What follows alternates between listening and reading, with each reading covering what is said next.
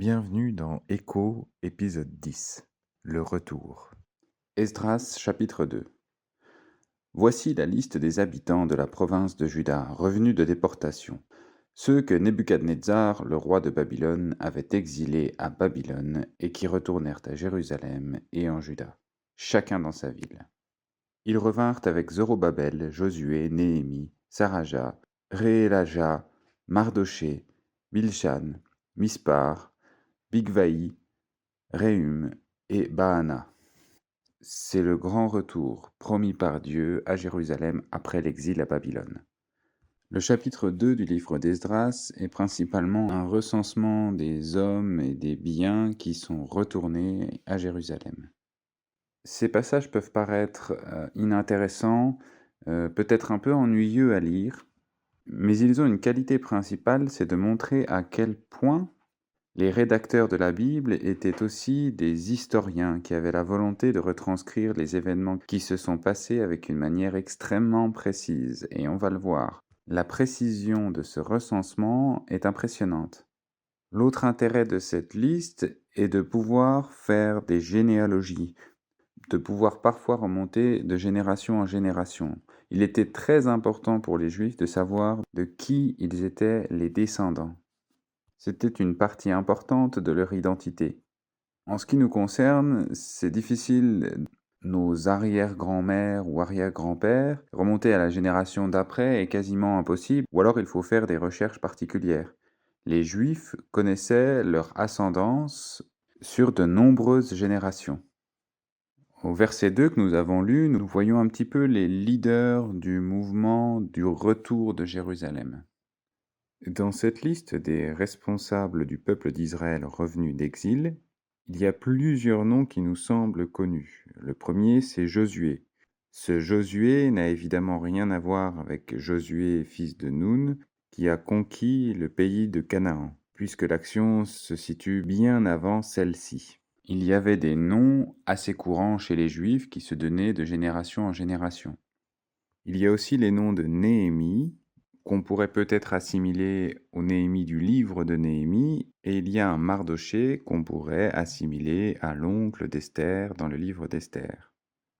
Pour vérifier ça, il faut faire un petit peu d'histoire et se rappeler de la succession des grands rois de Perse. Après la chute de Babylone avec Nebuchadnezzar vint celui qu'on appelle Darius le Mède dans le livre de Daniel ou Cyrus dans le livre d'Esdras. C'est Cyrus le Grand qui est cité dans le livre d'Esdras. On verra plus loin apparaître le roi Darius, qui est Darius Ier, pour ainsi dire le successeur de Cyrus le Grand. Puis vient le roi Assuérus, qu'on appelle aussi Xerxès. C'est le roi du livre d'Esther. Puis vient ensuite Artaxerxès, le successeur de Xerxès. Cette histoire des rois de Perse nous permet de trancher pour savoir si c'est bien le Néhémie du livre de Néhémie ou le Mardoché du livre d'Esther. Puisqu'entre le règne de Cyrus et de Xerxès, il y a presque 80 ans, et entre le règne de Cyrus et Artaxerxès, il y a plus de 80 ans. Ce qui suggère que ce Néhémie et ce Mardoché, respectivement contemporains de Artaxerxès et Xerxès, étant déjà chefs du peuple d'Israël, ont un certain âge et il faudrait leur ajouter environ 80 ans, ce qui les amènerait à un âge difficilement imaginable. On peut conclure que ce ne sont pas le Néhémie du livre de Néhémie et le Mardoché du livre d'Esther. Voyons la liste en détail. Voici la liste des hommes du peuple d'Israël. Le recensement des hommes qui reviennent de l'exil est fait en plusieurs catégories. Nous allons voir ça. La première catégorie, ce sont les hommes du peuple d'Israël. Voici la liste des hommes du peuple d'Israël. Les descendants de Paréosh, 2172, de Shepatia, 3072, d'Arak, 775. Les descendants de Patchat Moab, issus de Josué et Joab. Est-ce le Josué qui a conquis le pays de Canaan? Est-ce Joab le général de David? Possible, mais difficile de le dire avec certitude. 2812. Les descendants d'Élam. 1254. De Zakkai, de Bani, de Bébaï, d'Asgad, d'Adonikam, de Bigvaï, d'Adin, des descendants d'Ater de la famille d'Ézéchias, probablement le roi Ézéchias, les descendants de Betsaï, de Jora, d'Ashum, de Gibar. Vient ensuite une nouvelle catégorie. On va parler d'hommes originaires de telle ville. Ils ne sont pas classés dans les hommes du peuple d'Israël.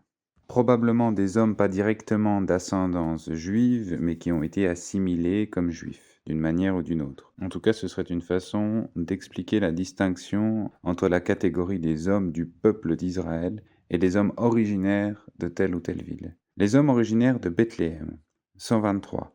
Les habitants de Netopha, 56. Les habitants d'Anatot, 128. Les hommes originaires d'Azmavet, 42. Les hommes originaires de Kirjat Harim, de Képhira et de Béhéroth, 743. Les hommes originaires de Rama et de Geba, 621. Les habitants de Mikmas, 122. Les habitants de Bethel et d'Aï, 223. Les hommes originaires de Nebo, 52. Les hommes originaires de Makbish, 156. Les descendants de l'autre Élam, 1254.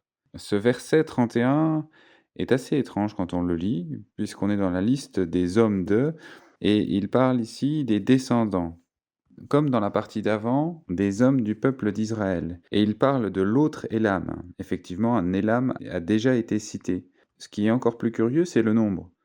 1254, qui est identique à celui du Élam précédemment cité. Tout ça n'est peut-être qu'une coïncidence. Il y aurait deux Élam dont sont issus le même nombre de personnes qui reviennent de Jérusalem. C'est possible. Une autre explication pourrait être une erreur de copie. Ce verset semble tomber de nulle part. Est-il possible que dans notre Bible, que nous avons aujourd'hui entre les mains, il y ait des erreurs de copie? La réponse est évidemment oui. Des erreurs de traduction ou des erreurs de copie peuvent être glissées dans la Bible. Ce n'est pas un blasphème que d'affirmer ceci. Peut-être que vous vous dites que dans ce cas, c'est donner raison à ceux qui disent que la Bible n'est qu'une traduction de traduction de traduction, qu'elle a été copiée, qu'il y a des tas d'erreurs qui s'y sont insérées. Aller jusque-là est un manque de connaissance et de raisonnement. Les Bibles ne sont pas des traductions de traduction de traduction. Les nouvelles traductions qui sont faites le sont toujours à partir de documents très anciens. Des manuscrits antiques, fiables, retrouvés en très grand nombre, quasiment à l'identique, alors que l'imprimerie à cette époque n'existait pas. Donc les traductions sont fiables. Effectivement, quelques erreurs de traduction, quelques erreurs de copie peuvent être glissées dans cette Bible que nous avons aujourd'hui dans les mains. Mais elles sont très clairement et sans aucun doute négligeables à l'échelle de la Bible entière et du message global qu'elle est venue nous délivrer. Nous avons peut-être un exemple d'erreur de copie sous les yeux, c'est-à-dire qu'il y a 2 fois les descendants d'Élam. Est-ce que le contenu de la Bible et le message qu'elle est venue nous délivrer en est complètement bouleversé? Celui qui dit que parce qu'il y a écrit 2 fois les descendants d'Élam dans ce recensement, alors la Bible est un tissu de mensonges, est bien évidemment de mauvaise foi, et a tout simplement envie de ne pas s'intéresser à la Bible et au message qu'elle est venue lui délivrer personnellement. Continuons, verset 32, de Harim, 320.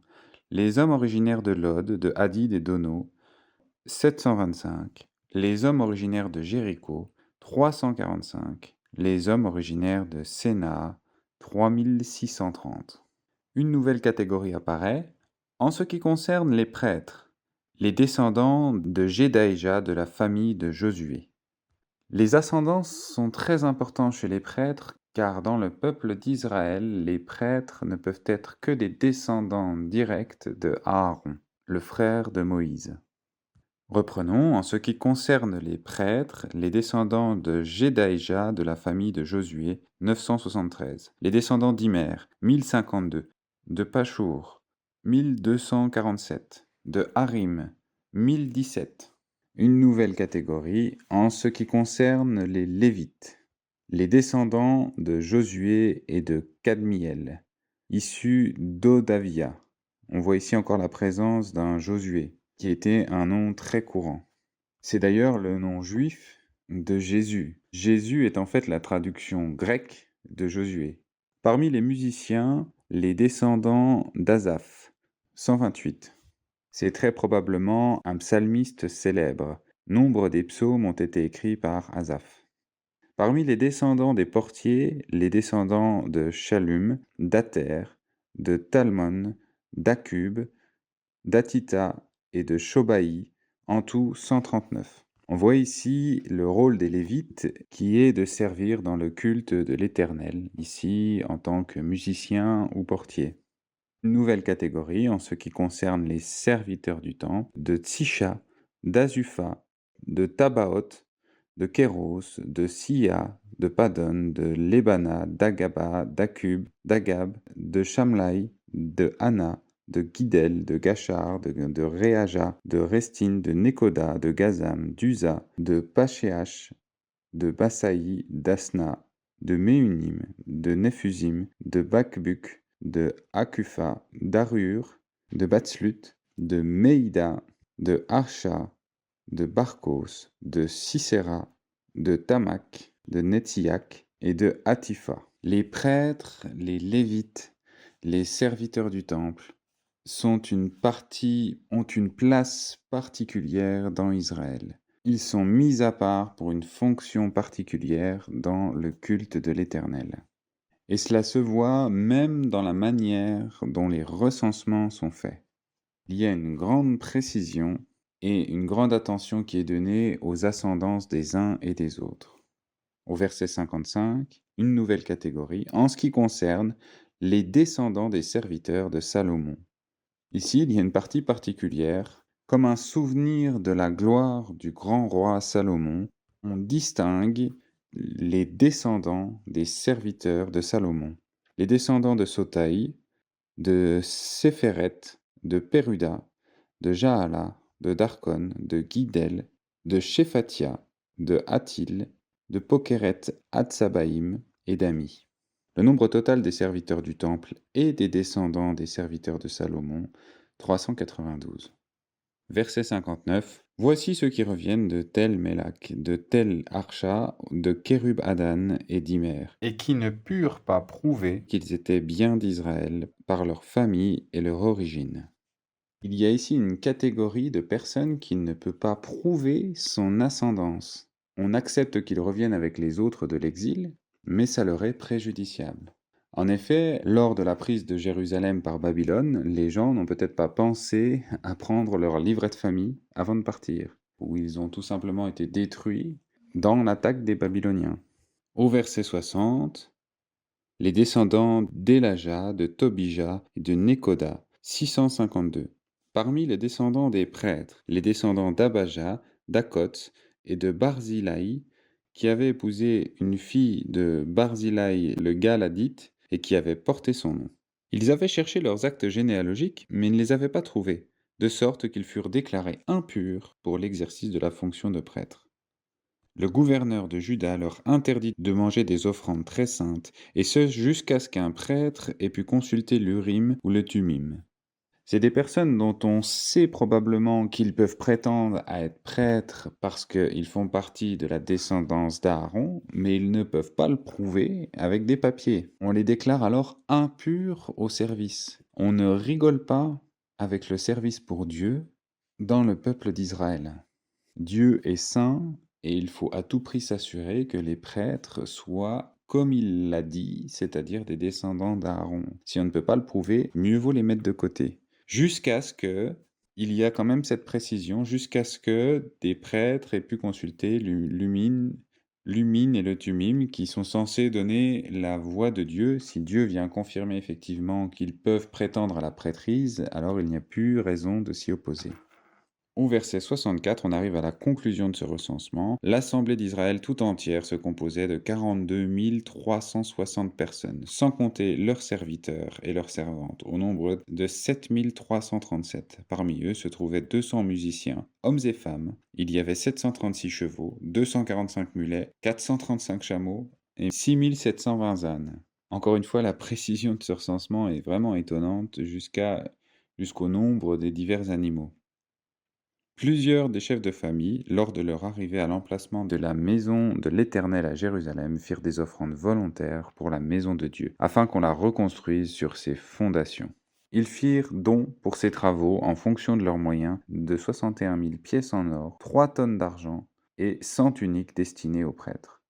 On voit ici que le temple de l'Éternel, la maison de l'Éternel, est construite sur la base d'un financement du peuple d'Israël qui donne volontairement, chacun en fonction de ses moyens. Il y a une solidarité volontaire dans cet élan du retour de Babylone à Jérusalem, de vouloir reconstruire les choses et de donner de ses ressources pour reconstruire la gloire du temple de Dieu. Verset 70, les prêtres et les lévites, quelques membres du peuple, les musiciens, les portiers et les serviteurs du temple, s'installèrent dans les villes respectives, de même que tout Israël. C'est la fin du chapitre 2 du livre d'Esdras. Ce texte peut faire écho d'une manière particulière dans certaines périodes de notre vie, qu'il s'agisse de notre vie personnelle, individuellement, ou même de la vie d'Église, collectivement. Lorsqu'il s'agit de rebâtir, il faut savoir d'où on vient, faire le recensement du passé. C'est une nécessité pour rebâtir sur des fondations saines. On voit dans le texte que les prêtres dont la lignée n'est pas avérée ne peuvent plus exercer leurs fonctions. Et pour terminer, après avoir identifié d'où on vient pour reposer des bases saines, eh bien il faut un engagement volontaire, une offrande volontaire à l'image de celle qu'ont pu faire les chefs de famille. Est-ce que nous prenons le temps, dans les moments de reconstruction, d'identifier d'où nous venons pour reposer des bases saines? Et est-ce que nous y engageons véritablement notre volonté? C'est sur cette réflexion que se termine l'épisode 10 d'Echo. Pour ne pas manquer les prochains épisodes, abonne-toi et active la cloche des notifications. N'oublie pas de liker si le contenu t'a plu. Et si toi aussi tu veux répandre l'écho de sa voix, partage autour de toi.